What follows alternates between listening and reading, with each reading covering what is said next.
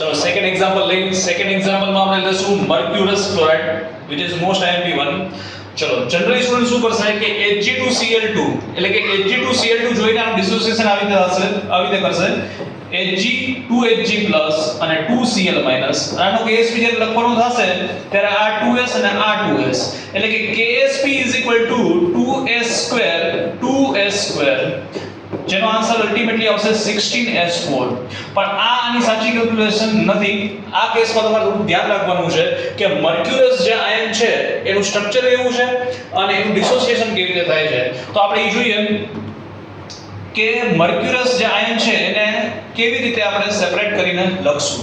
તો જો ધ્યાનથી જુઓ કે આ જે આયન છે એ આવી રીતે છે.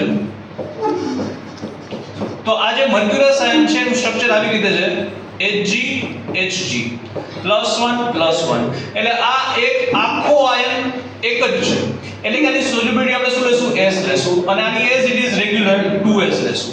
એટલે કે આપણે આનો KSP લેવા જાશું તો KSP શું હશે S અને 2s નો સ્ક્વેર એટલે કે આનો આન્સર આવશે 4s3. એટલે કે મોસ્ટ એમ્બિગિયસ છે આ યાદ રાખવા જેવું છે. આમાં કોમન મિસ્ટેક થઈ શકે છે અને અલ્ટીમેટલી કે મર્ક્યુરસ અને મર્ક્યુરિક બંનેમાં આન્સર કેટલો આવશે KSP 4s3. તો આ યાદ રાખજો.